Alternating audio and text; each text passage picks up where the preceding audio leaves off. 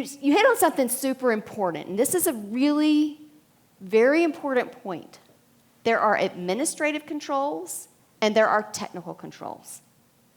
A lot of people do not understand that they're different, and they think that the IT provider is responsible for everything. Mm-hmm. Administrative versus technical controls. We're all in this together. We're all trying to keep the business running and secured. Liam, I know this is like, I'm striking a chord right here. So talk to us about where you see mistakes with people thinking like, you're MIS, I mean, you do all this stuff. It's on you, baby. So if you look at compliance, doesn't really matter which one, pick one. They all really divided into three: physical, technical, and administrative. Physical, how are we physically protecting who has physical access to our computers, to our network, to our firewall, to our servers, physically? And there are controls around that. Silly things like, do I have a lock on the server room door? That's a control, right? So that's one set of controls. Your next one are your technical controls, and the technical controls are the things that you guys would typically think of when you think of MIS.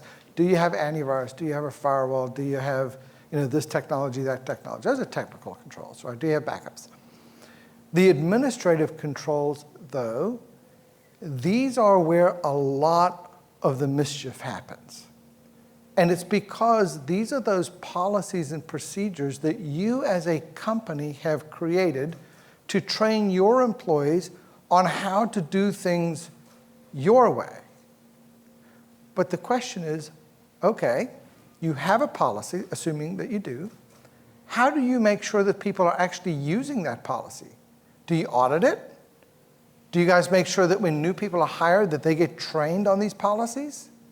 Because I can tell you, the administrative controls are a huge gap in any organization because it's the people problem, right? It's how do I make sure our people understand and execute our controls? So I would first look at it in those buckets. The other thing I think you have to understand is this concept around what I'm going to call data owner or data custody. And it's this concept that says, hey, you hire a company like MIS, and we create the container that has all of your technology in it. And we make sure that you're safe in terms of the backups and the firewalls, and we have all of our policies and procedures and disaster recovery plans and all of the things that we do. But we don't know a lot about your data in context. We, for example, aren't the company that decides which of your employees we grant access to which folders on the network. The company does that. Our customer does that. That's a responsibility in a concept called the data owner or data custodian, right? You guys manage who gets access to what.